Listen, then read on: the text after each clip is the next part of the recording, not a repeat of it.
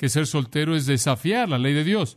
Dios dijo, fructificad, multiplicaos, llena la tierra, y si no haces eso, entonces estás matando a la posteridad de Dios. Y entonces los judíos dirían, debes casarte, especialmente ahora que eres cristiano. Y entonces se estaba ejerciendo una presión tremenda sobre la gente soltera, algunos de los cuales habían recibido por parte del Espíritu Santo el carisma del celibato o la gracia del don de soltería. Dios quería que fueran solteros, pero los judíos estaban presionándolos para que se casaran. Por otro lado, tenía una especie de actitud ascética que era algo que quedaba de la filosofía pagana, y algunos de los gentiles estaban entrando a la iglesia y diciendo el matrimonio no es lo correcto, la soltería es lo correcto, porque entonces puede ser ascético, estar totalmente devoto a Dios y no tiene ninguno de los estorbos del matrimonio. Y lo que realmente deberías hacer si estás casado es divorciarte y salirte de tu matrimonio. E inclusive, más allá de eso, especialmente si resulta que estás casado con un incrédulo, déjalo con toda certeza porque te va a contaminar, y si tienes hijos vas a tener a hijos contaminados de raza mixta. Entonces estos eran los elementos confusos en la situación corintia con respecto al matrimonio. Y entonces algunos estaban diciendo todo mundo tiene que casarse, algunos estaban diciendo todo mundo tiene que volver a estar soltero para que estemos totalmente entregados a Dios. Y había un alto nivel de espiritualidad en la mente del judío conectado con el matrimonio, y un alto nivel de espiritualidad en la mente del filósofo gentil conectado con ser soltero. Entonces Pablo tiene que hablar de estos asuntos.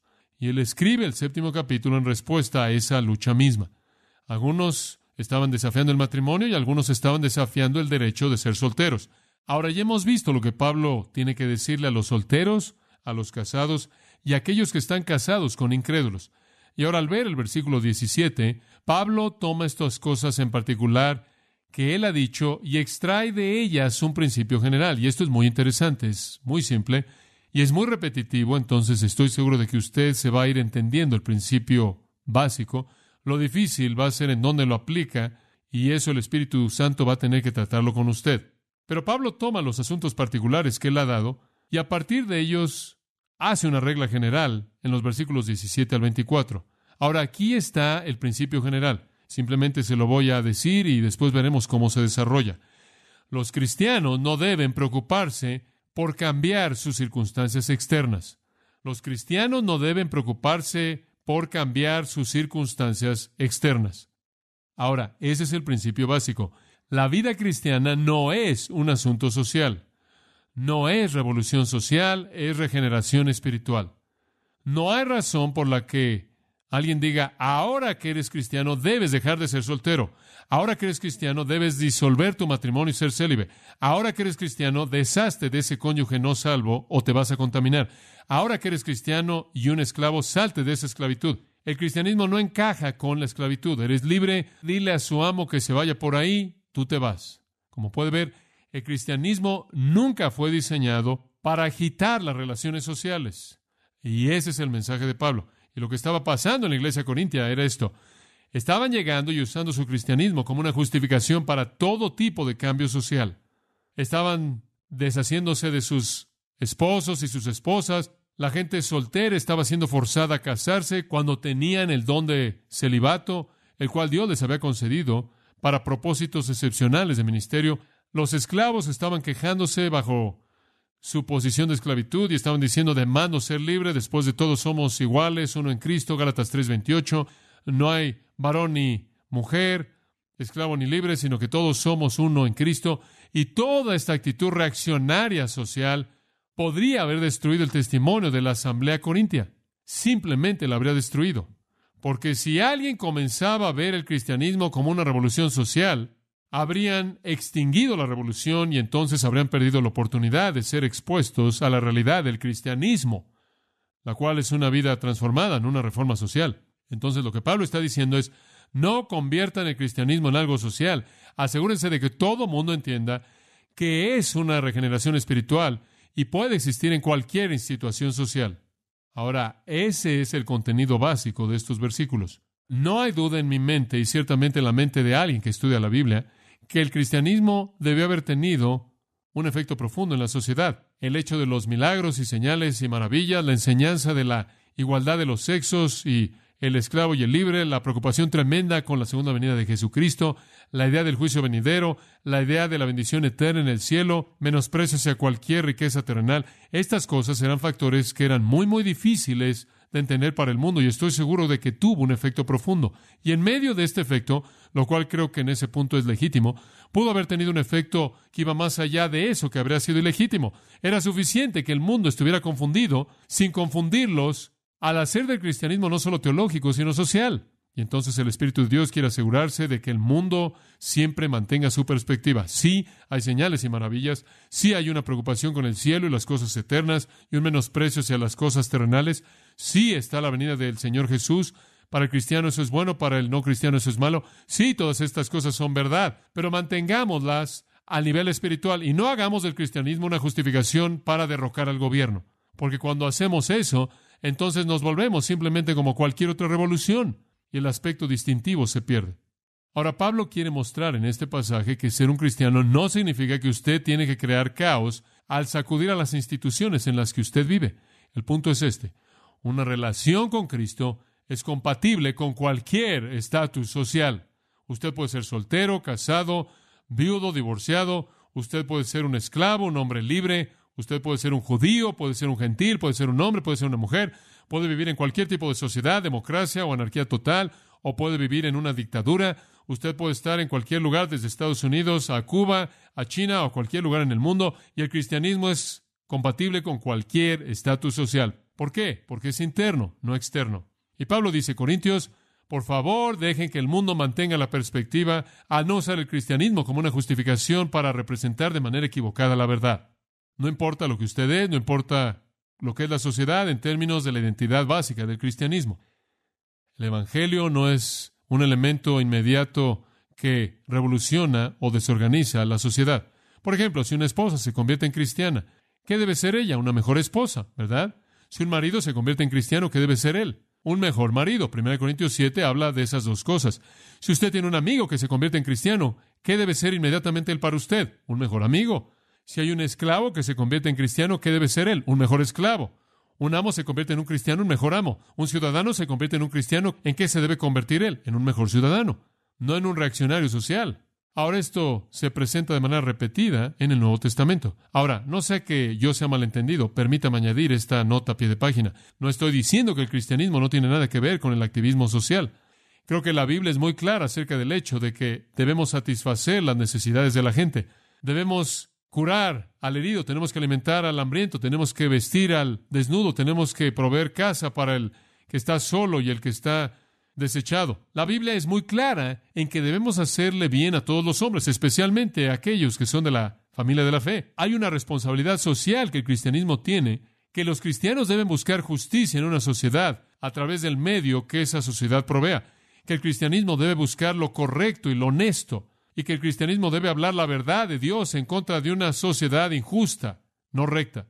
Pero el corazón del cristianismo, con todas sus ramificaciones sociales profundas, todavía es este.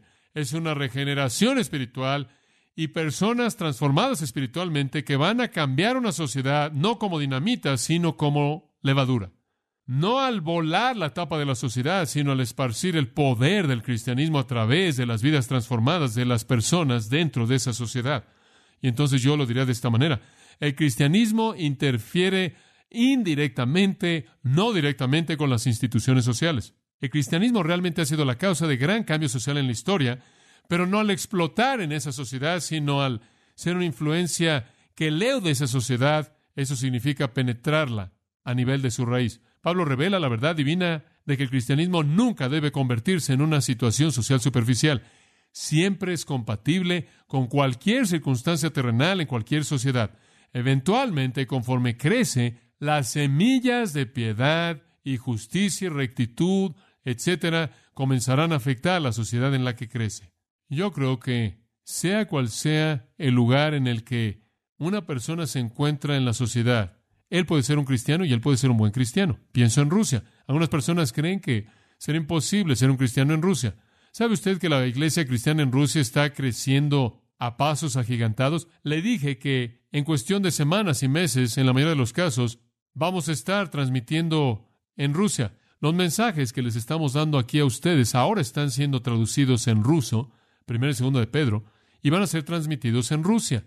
Y se estima que los oyentes que están oyendo la palabra que está propagándose allá es entre 14 y 20 millones de personas que están escuchando a una estación de radio cristiana, no sé cómo, 500,000 de watts están transmitiendo ahí. Es tan grande que el gobierno ruso no puede evitarlo o bloquearlo. Está fuera del país y no pueden comprar el equipo para aparentemente pararlo. Y Dios puede tener algo que ver con eso. Pero el punto es que hay personas que están oyendo la palabra y están diciendo, ¿sabes una cosa? Necesitamos cintas y vamos a traducirlas en ruso y vamos a conseguir las cintas en ruso. Y yo dije, bueno, ¿cómo vas a hacer eso? Oh, lo único que tenemos que hacer es tomar una cinta. Los cristianos tienen aquí lugares donde las duplican y donde reproducen todas las cintas y las reparten por todos lados. El gobierno puede tener algo que ver con la iglesia organizada, pero no puede hacer nada para pagar la vida de Dios que Dios está plantando en los corazones de la gente. Y la gente me dijo que en cualquier momento dado, cuando la palabra de Dios está siendo predicada, estiman que en algún punto alrededor de 14 millones de personas están escuchando la palabra de Dios en Rusia. Usted puede ser un cristiano en cualquier sociedad, porque el cristianismo es una relación espiritual con el Dios vivo y tiene poco o nada que ver con el estatus social. Ahora, este es el principio que Pablo quiere que entendamos aquí, porque él quiere que los corintios sepan que ser un cristiano no es razón alguna para comenzar a cambiar todo tipo de relación social. El principio, él lo presenta en el versículo 17, en el versículo 20 y en el versículo 24, él lo repite 3 veces, el mismo principio. Y después, entre esas 3 veces, él lo ilustra. Entonces, punto 1 es el principio, después de ilustración, 2, después el principio de nuevo, después de ilustración y después el principio al final. Ahora observe conforme avanzamos, comencemos con el principio, en primer lugar en el versículo 17. Únicamente, y probablemente es una mejor manera de comenzar el versículo, únicamente a cada uno como el Señor le repartió y como Dios llamó a cada uno, esto ordeno en todas las iglesias. Ahora, sea como sea que Dios lo ha llamado a usted, quédese ahí. No produzca una revolución social. Sea lo que sea que Dios le ha dado a usted, manténgase en esa dirección. Toda persona camine en la dirección escogida que Dios le ha dado a él. La conversión no significa que la gente soltera que tiene el don de celibato debe casarse. No significa que la gente casada debe romper su matrimonio. No significa eso en absoluto. No significa que si usted está casada con un incrédulo, usted deja al incrédulo. No, en absoluto. Quédese en donde está. Si usted es un esclavo, quédese como esclavo. Si usted es un judío, quédese como judío. Si usted es un gentil, quédese como gentil. Quédese en donde está. Este es el principio general. Lo normal es mantener su estatus social. Ahora, me apresuro a añadir, no significa que si usted se salvó cuando usted tenía 13 años de edad y era soltero, usted tiene que quedarse soltero el resto de su vida. No significa eso. Es un principio general, no una ley absoluta. Más adelante usted verá cómo funciona eso. Inclusive, dijo en el capítulo 7, ¿se acuerda? Que si usted es casado, quédese casado. Pero después de una excepción, si un incrédulo quiere irse, deje que se vaya. Entonces hay un principio general que tiene excepciones. Aquí hay uno también. Dios dice, quédate como estás. Esa es la regla general. Ahora, si eres esclavo, quédate como esclavo, pero si la libertad viene, tómala. Simplemente no estés preocupado con ese problema. No debemos crear problemas sociales. ¿Por qué? Versículo 15, retroceda y recuerde este principio. Lo vimos la última vez. Al final del versículo 15, Dios nos ha llamado ¿a qué? ¿A qué nos llamó? A paz. Sea lo que sea que hacemos en el mundo, debe tener el efecto final de producir ¿qué? Paz. Ahora, dice usted, bueno, los cristianos en Rusia deberían haber derrocado a la sociedad rusa. ¿Por qué? ¿Qué justificación bíblica hay para otra revolución cristiana como la revolución bolchevique que trajo el comunismo? Pueden ser cristianos dentro de una sociedad comunista y cuando Dios se prepare para cambiar esa sociedad, las raíces del cristianismo esparciéndose a través de esa sociedad puede traer su caída. Pero si el cristianismo se convierte en un asunto social, ¿sabe usted lo que tiene usted? Tiene exactamente lo que está pasando en Irlanda. Y nadie entiende eso. Y el testimonio entero del cristianismo es totalmente destruido, ¿lo ve? Porque el cristianismo ahí no es nada más que un asunto social. Mejor que la iglesia leude la sociedad que tome las armas. Eso únicamente confunde el asunto. Dios nos ha llamado ¿a qué? A paz. Quédese donde está. Sea cual sea la situación en la que usted se encuentre, quédese ahí. Bienaventurados los pacificadores, dijo Jesús. En Romanos 12:18 dice, si es posible, en lo que dependa de vosotros, estad en paz con todos los hombres. En Romanos 14:19, entonces busquemos la paz que contribuyen a la paz. En 2 Corintios 13:11, Vivid en paz y el Dios de amor y paz estará con vosotros. Hebreos 12:14, buscad la paz con todos los hombres. En Santiago, pero la sabiduría que es de lo alto es primeramente pura, después pacífica, gentil, amable, llena de misericordia y buenos frutos, sin parcialidad y sin hipocresía. Si usted está ejemplificando y comunicando la sabiduría de arriba, sabiduría divina, es en primer lugar pura y después pacífica, y el fruto de justicia se siembra en paz. Si usted realmente va a traer justicia al mundo, va a ser sembrada. ¿Por qué? Paz. Paz por aquellos que hacen la paz. En 2 Timoteo capítulo 2, Pablo le dice a Timoteo, ahora Timoteo, sé un hombre pacífico. Mantén esa postura pacífica. Y hay una razón para eso. Él dice esto, que con mansedumbre instruya a los que se oponen, por si quizá Dios les conceda que se arrepientan para conocer la verdad y que escapen del lazo del diablo. En otras palabras, Timoteo, si eres pacífico y paciente y gentil, Dios va a usar eso para traer a la gente al conocimiento de la verdad y liberarlos de Satanás.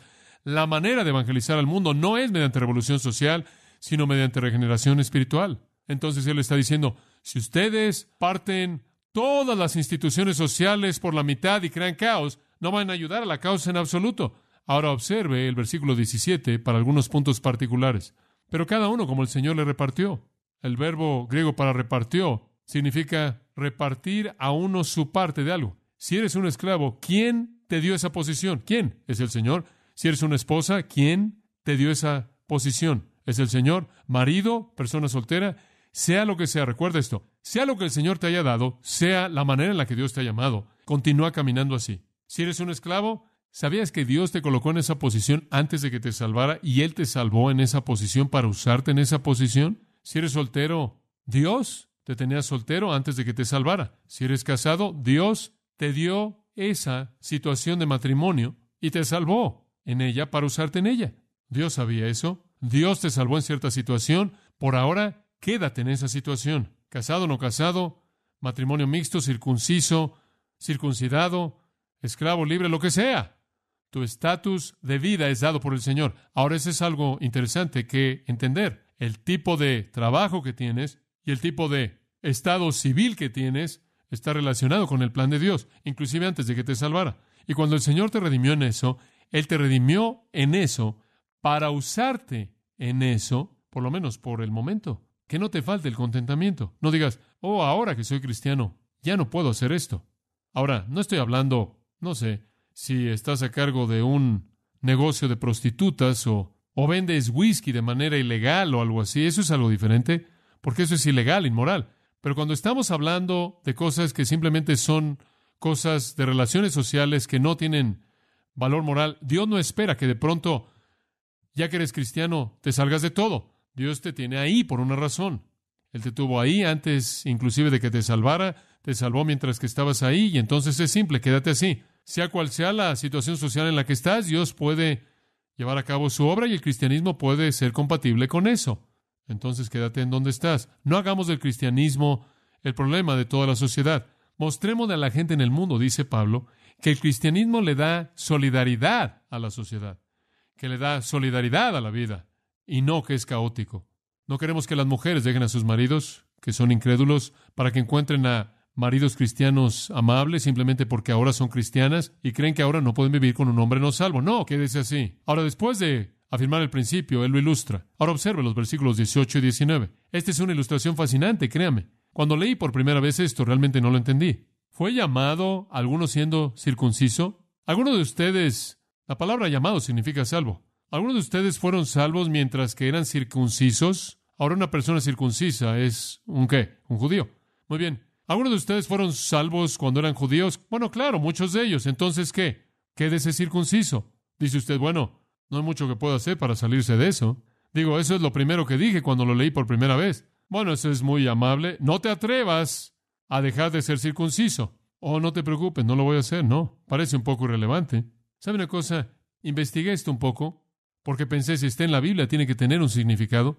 Y aunque se oye como ser un poco difícil, ¿sabe usted que hubo un periodo en la historia de Israel entre el término del Antiguo Testamento, Esdras y Nehemías, y la apertura del Nuevo, la llegada de Juan el Bautista? Hubo un periodo de 400 años. Durante ese periodo, los griegos gobernaron en Israel. Y hubo un hombre ahí llamado Antíoco que gobernó. hubo una reacción interesante a su gobierno. Algunas personas se rebelaron contra él, los macabeos, Judas Macabeo y sus hijos, quienes eran judíos, y muy celosos y patriotas y nacionalistas, comenzaron la revolución macabea. Se rebelaron en contra de Antíoco. Por otro lado, habían algunos judíos que querían seguir el sistema griego porque querían ganar favor y prestigio social y estatus social. La historia de Judas Macabeo y su revolución está contenida en 3 libros, primero, segundo y tercero de Macabeos. Ahora, esos 3 libros aparecen en los libros apócrifos, la cual es la parte no bíblica de la Biblia católica. Por ejemplo, algunos de ustedes quizás conocen esa parte de en medio que tiene Esdras,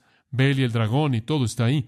Bueno, primero y segundo y tercero de Macabeos cuentan la historia de esa revolución macabea durante esos años intertestamentarios. No son libros bíblicos, pero tienen historia interesante en ellos. Y nos dice en el primer capítulo de primero de Macabeos, de alrededor del versículo 11 al 16, que habían judíos renegados que querían identificarse con los griegos.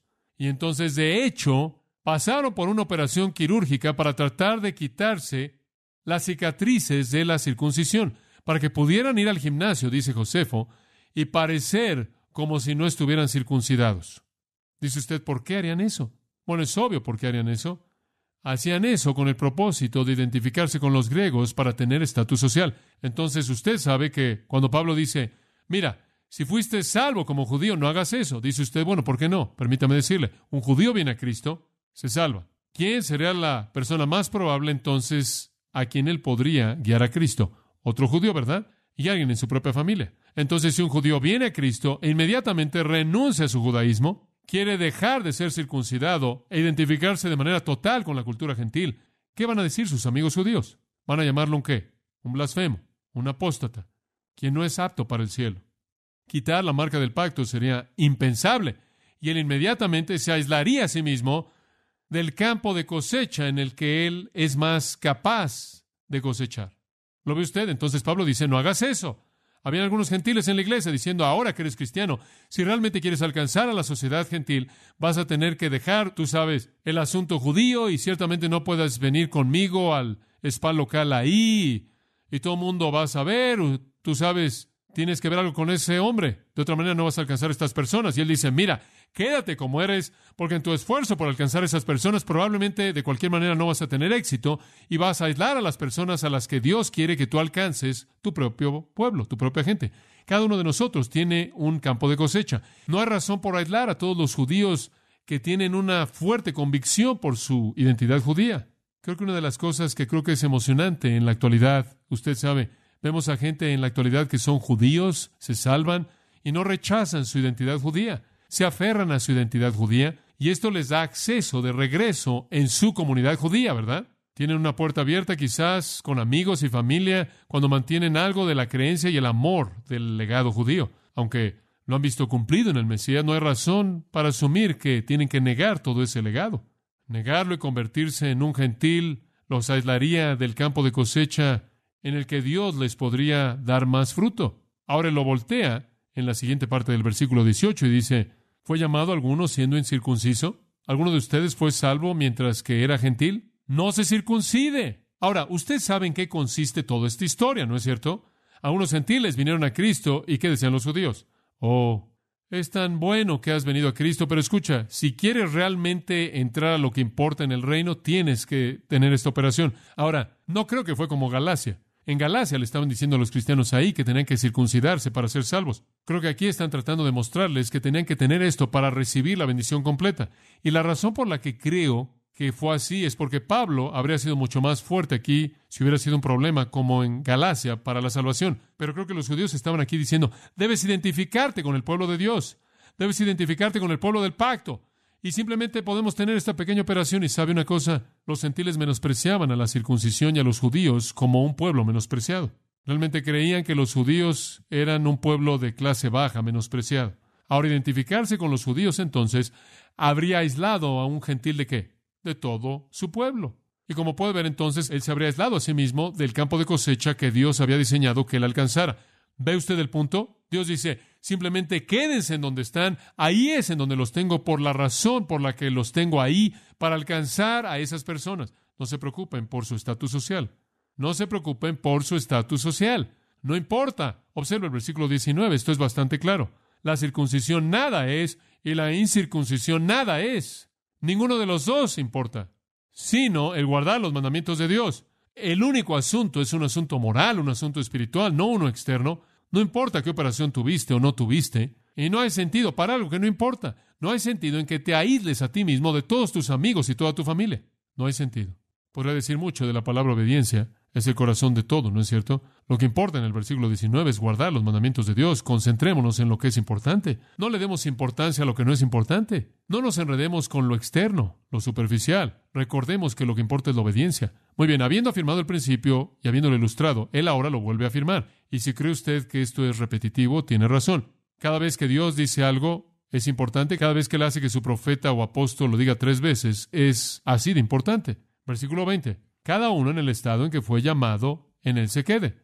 Que todo hombre se quede en la misma situación en la que estuvo cuando fue salvo. Eso es precisamente lo que él está diciendo. Concéntrate en lo espiritual. Enfatiza el cristianismo, no las circunstancias sociales. Los cristianos necesitan estar preocupados con cosas espirituales. Como usted sabe, vivimos en una democracia y es emocionante, pero yo dudo que hay cristianos que son igualmente maduros como somos, que están igualmente entregados a Jesucristo y que puedan tener mucho más recompensa que nosotros viviendo en países en donde hay opresión total, porque el cristianismo es compatible con cualquier situación social. Y la preocupación de Pablo aquí es que los cristianos se den cuenta de que el asunto primordial es ser un cristiano, no las circunstancias externas que son relativas o totalmente no importantes. Nunca deje que las cosas externas se conviertan en algo de importancia seria. ¿Estás diciendo que esto significa que no puedes tener progreso alguno? No, él no está diciendo eso. Él no está diciendo que no puedes ser promovido o ascendido, que no puedes avanzar en tu negocio o en tu educación, o buscar una mejor vida, o buscar incrementar tu ingreso, o conseguir un mejor trabajo, o cambiar de empleo. No, pero lo que él está diciendo es, no sacudas el equilibrio social en el nombre de Cristo. En otras palabras, nadie debe desear cambiar su estatus en la vida simplemente porque es un cristiano, como si el cristianismo fuera incompatible con cierto tipo de posiciones sociales. No lo es. Es compatible con cualquier cosa.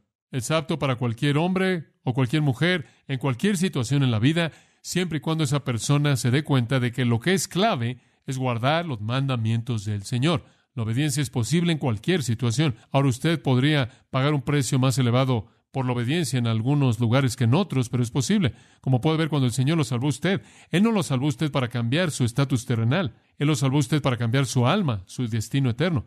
Ahora Él va a ilustrarlo de nuevo. Observe los versículos 21 al 23. Y esta es la ilustración número 2. Y aquí hay una buena ilustración porque es una ilustración de la esclavitud. ¿Fuiste llamado siendo esclavo? Doulos, esclavo. ¿Fuiste salvo como esclavo? No te dé cuidado. Esa es una frase idiomática en griego. Significa, no te preocupes, no importa. Si fuiste llamado como esclavo, no importa. Dice usted, John, ¿acaso la Biblia dice que la esclavitud no importa? No, la Biblia no dice que la esclavitud no importa. La Biblia dice, si fuiste salvo como esclavo, no te preocupes por eso. ¿Puedes ser cristiano como esclavo? ¿Puedes? Puedes ser cristiano como cualquier cosa, socialmente hablando. No estoy hablando de cosas morales, sino sociales. Pablo no está aprobando la esclavitud.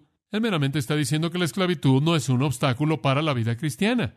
¿Sabe una cosa? En Efesios capítulo 6, Pablo tiene unas cuantas palabras para algunos esclavos. Y sabe usted, lo que les dice no es, ahora que eres cristiano, vas con tu amo y le dices, mira, tú y yo somos iguales, entonces lo que quieres hoy y lo que yo quiero mañana y vamos a hacer que esto opere. No, él dice, si fuiste esclavo, versículo 5 de Efesios 6, sé obediente a aquellos que son tus amos según la carne, con temor y temblor, con devoción, con singularidad de corazón como a Cristo.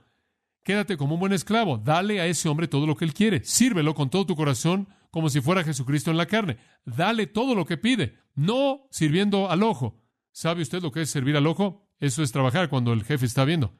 O conocemos eso. No sirviendo al ojo como los que quieren agradar a los hombres, sino como los siervos de Cristo haciendo la voluntad de Dios desde el corazón. Oye, estás haciendo la voluntad de Dios. Si eres esclavo, ¿sabes por qué eres un esclavo? Porque la voluntad de Dios es que seas un esclavo. Él te salvó como esclavo, ahí es donde Él te tiene. Eso está bien. Sea lo que hagas, el Señor te va a recompensar. Sirve al Señor en esa posición. Colosenses 3, 22 al 24 dice de manera idéntica lo mismo. Dice usted, bueno, ¿la Biblia aprueba la esclavitud? No, pero tampoco prueba que los cristianos fomenten una revolución social para derrocarla, porque eso apunta en la dirección equivocada del punto entero del cristianismo. Dice usted, bueno, ¿cómo podemos cambiar la esclavitud? ¿Sabía usted que la concentración de la justicia que estaba en el cristianismo realmente se convirtió en el catalizador que en últimas abolió la esclavitud en el mundo? El cristianismo ha hecho eso. Lo importante, como puede ver, es servir a Dios. Y un esclavo no debe preocuparse del hecho de que él es un esclavo, él simplemente debe servir a Dios. Y conforme este tipo de vida de justicia, de rectitud, comienza a penetrar y a esparcirse, la caída de un sistema esclavizante va a ocurrir. Ahora, si el Señor se tarda, yo creo que las semillas del cristianismo, inclusive en una nación como Rusia, van a traer la caída de esa nación. Creo eso. Y creo que puede venir más rápido de lo que muchos de nosotros pensamos. No, lo importante es servir a Dios. Y Dios, mediante la vida justa de muchos, va a cumplir sus fines socialmente en el mundo. Entonces, si usted es un esclavo, sea un buen esclavo. Si usted es un amo, sea un buen amo. Si usted es una esposa, sea buena, lo que sea. Entonces él dice, si eres un esclavo, no te preocupes. Una cosa que Pablo no quiso era que muchos cristianos esclavos se rebelaran. ¿Puede imaginarse una revolución cristiana? No funcionaría. ¿Sabe una cosa? Eso era lo que esperaban que Jesús hiciera cuando Él vino al mundo, ¿se acuerda? Esperaban que Jesús viniera como el Mesías y derrocara a Roma. Después el cristianismo habría entrado en toda la historia como un movimiento político, ¿no es cierto? Jesús dijo, no, eso no es lo que es un cambio en el interior. La esclavitud está bien si Dios te ha llamado en ese estatus. Incorporado en el patrón de justicia cristiano como levadura que se está moviendo en medio de una sociedad, es la disolución de la maldad en esa sociedad, conforme el cristianismo penetra. Observe lo que dice en el versículo 21, al final del versículo. Pero también, si puedes hacerte libre, procúralo más. Pero no estoy diciendo que tienes que quedarte como esclavo. Algunas personas usan este pasaje, lo voltean al final del versículo para que signifique que si se te ofrece la libertad, recházala. Hombre, si fuiste salvo, esclavo, quédate como esclavo. No. Creo que lo que él está diciendo aquí es que si fuiste salvo como esclavo, entonces no te preocupes. Pero si la libertad se te ofrece, tómala. Y sabe una cosa, en Roma existía la provisión. De hecho, muchos dueños mantenían una canasta de huevos y añadían dinero a la canasta todo el tiempo hasta que finalmente llegaba el punto en el que el hombre podía comprar su propia libertad. Entonces la definición no era necesariamente opresiva. En algunos casos habían amos crueles, pero usted podía ser un esclavo y podía ser tolerable. No te preocupes, pero si tu libertad viene, úsala. Y esto simplemente significa que Dios te está dando eso y llevándote a dar otro paso. Hay una buena ilustración de esto en el pequeño libro de Filemón. Filemón es un pequeño libro interesante, apenas después de Tito y antes del libro de Hebreos. Y Filemón era un hombre cristiano en Colosas. Él tuvo un esclavo, entre otros esclavos. Probablemente fue un hombre muy rico. Uno de sus esclavos se llamó Onésimo. Y Onésimo decidió que quería su libertad. Entonces Onésimo se robó unas cosas de la casa de Filemón, empacó su pequeña mochila y huyó a Roma. Y él estaba buscando perderse en la multitud en Roma. Y mientras que él estaba mezclándose con la multitud en Roma, se encontró con un hombre muy interesante llamado Pablo, lo cual comenzó una transformación muy dramática en la vida de Onésimo. En el versículo 10, Pablo dice, te ruego por mi hijo Onésimo, a quien engendré en mis prisiones. Ahora no sabemos cómo. Pablo sin duda era un prisionero aquí. De alguna manera él estuvo en contacto con Onésimo y llevó a Onésimo a Cristo. Onésimo se convirtió en cristiano y Pablo lo amaba. En el versículo 19 dice, este hombre me fue útil y realmente me preocupaba y me era importante. Pero un día Pablo y Onésimo, en cierta manera, estaban platicando y se sentaron y Onésimo dice, oye Pablo, tengo que decirte algo. No sé cómo vas a recibir esto, pero soy un esclavo prófugo. Bueno, eso debió realmente haber aplastado a Pablo. ¿Qué iba a hacer? Bueno, ¿quién es tu amo? Bueno, es Filemón. Tú sabes, un cristiano allá en Colosas. Eso inclusive lo empeoró. Bueno, ¿qué puede hacer Pablo? Bueno, mira, la esclavitud de cualquier manera es una institución corrupta. Simplemente tranquilo, te va a mantener aquí, nadie jamás va a saberlo. Eso es una cosa, simplemente te vamos a esconder. La otra sería, te voy a mandar de regreso con una carta diciéndole a Filemón lo que pienso de él como un amo de esclavos. Y Filemón podría haber sido, querido Filemón, libera a todos tus esclavos, la esclavitud es una institución corrupta. O Pablo pudo nada más haber dicho no. Según esta sociedad, tenemos un estatus social para amos y esclavos. Tú eres un esclavo, desobedeciste las reglas de la sociedad, tienes que regresar y corregir las cosas, y eso es lo que él hizo. Y él envió a Onésimo de regreso con una carta. ¿Y sabe usted lo que dice la carta? Oye, Filemón, aquí viene tu esclavo. Y él realmente ha sido muy bueno conmigo y lo he guiado a Jesucristo. ¿Lo aceptarías como tu hermano? ¿Lo recibirías de regreso con buena actitud como tu buen esclavo? Creo que te va a servir el mejor de lo que jamás te ha servido. Y ahí sale Onésimo con la carta. Y sabe una cosa, él estaba arriesgando mucho, porque los esclavos en esos días, por haber huido, podían ser matados, o en el mejor de los casos se les tatuaba en la cabeza, colocaban una F grande en su cabeza para fugitivus, lo cual significaba que huyó. Entonces él pudo haber pagado un precio elevado. Pero Onésimo, ahora como esclavo de Cristo, va de regreso y entrega la carta. Y la tradición nos cuenta que Filemón lo abrazó con brazos abiertos y fueron aceptados como hermanos juntos, aunque él continuó siendo un siervo y un esclavo. Ahora, en todo Filemón, Pablo no dice nada de la esclavitud. Él no la condena, no le dice a Filemón que libere a Onésimo. Él simplemente acepta el estatus social en el que estaba Onésimo y sabía que podía regresar y ser un esclavo y no tendría efecto alguno en su vida cristiana. Ahora, algunas personas han criticado a Pablo por no atacar el sistema de la esclavitud, pero el punto es este. Si el cristianismo hubiera animado el término de la esclavitud, entonces el cristianismo habría sido visto como una revolución política y los cristianos habrían sido matados en una revolución. Y yo añadiría otra cosa. Si los cristianos esclavos hubieran comenzado a sacudir a la sociedad, entonces el asunto primordial habría sido perdido. El asunto de la fe en Jesucristo. Ahora, usted sabe lo que ha pasado en Estados Unidos. Cada vez que el cristianismo, entre comillas, se apega a un movimiento social, el mensaje del cristianismo se pierde de manera total. Dada la fe cristiana, la emancipación sucede, pero el tiempo no era el correcto. Entonces Pablo dice, no te preocupes con tu condición terrenal, no te preocupes con una situación que es superficial, lo que importa es interno. Ahora veamos el versículo 22. Y aquí él presenta una paradoja muy interesante que realmente no se entiende de manera total si usted la empuja, pero de manera simple es muy clara. Porque el que en el Señor fue llamado siendo esclavo, liberto es del Señor. Porque el que en el Señor fue llamado siendo esclavo, liberto es del Señor. ¿Entiende usted eso? Digo, ¿qué importa si usted es un esclavo humano o un esclavo físico? Si usted es liberado del pecado, liberado de Satanás, liberado del infierno, liberado de la maldición de la ley. Digo, ¿qué importa si usted tiene que servir a alguien más? Digo, usted realmente es el hombre de Dios que ha sido liberado. Y por otro lado, dice él, asimismo, el que fue llamado siendo libre, en otras palabras, alguien que se salva mientras que es un hombre libre, se convierte en esclavo de Cristo. Todo lo que le está diciendo simplemente es, quizás eres un esclavo físicamente, pero eres un hombre libre espiritualmente, y puedes ser un hombre libre físicamente, pero eres un esclavo espiritualmente. En otras palabras, él en cierta manera muestra el hecho de que nada realmente importa a nivel superficial. No importa si eres libre o esclavo físicamente, únicamente importa que eres tanto esclavo espiritualmente como libre en la paradoja del cristianismo. ¿Entiende usted esa paradoja? Que como cristiano usted es el siervo de Jesucristo. Sin embargo, como cristiano usted está libre de la ley, del pecado, de Satanás, del infierno, de la maldición. ¿Entiende usted esa paradoja? Eso es lo que le está diciendo. Cristo te ha liberado de manera total para que seas su siervo. No te preocupes por la situación superficial en la que estás. Ahora, él da un paso más hacia adelante en el versículo 23. Él dice, por precio fuisteis comprados. No os hagáis esclavos de los hombres. Nunca jamás te consideres a ti mismo esclavo.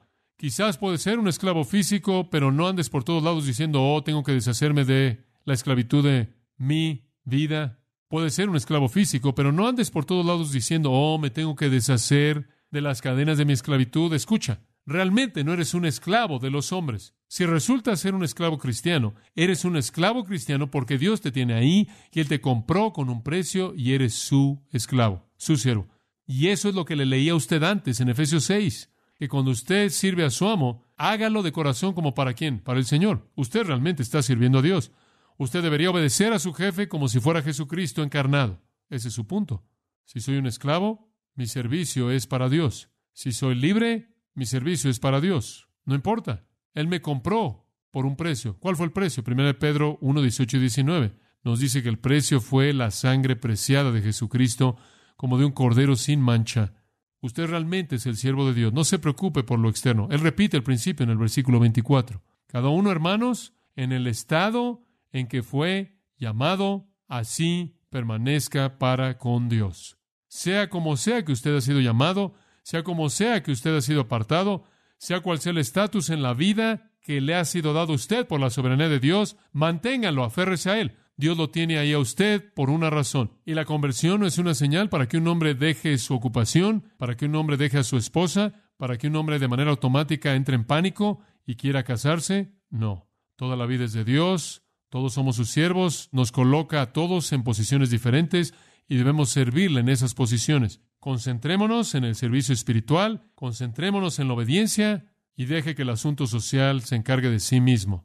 Conforme la levadura de la justicia permea una sociedad que va a producir un cambio. Entonces Pablo le dice a los corintios, no hagan que su cristianismo sea la causa de odio de...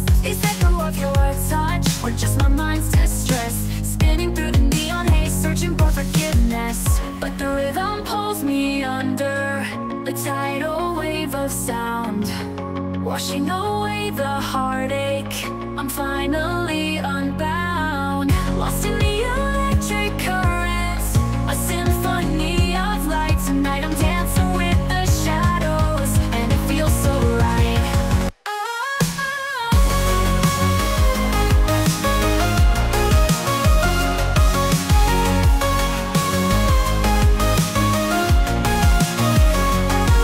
Distorted reflections in the chrome and steel, a million faces, yet I still don't feel real. Chasing after something I can't define, lost in the labyrinth of space and time.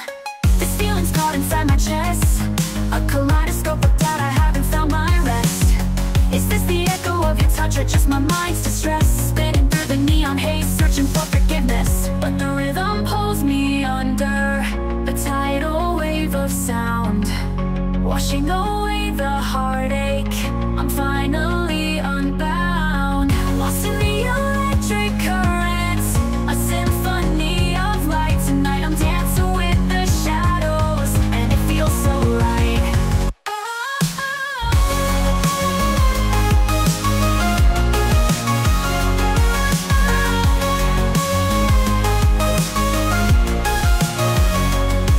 Fading in and out of focus, reality unwinds. Surrendering to the rhythm, leaving the past behind. No more tears to stain my face, just a neon glow. In this electric sanctuary, finally let go.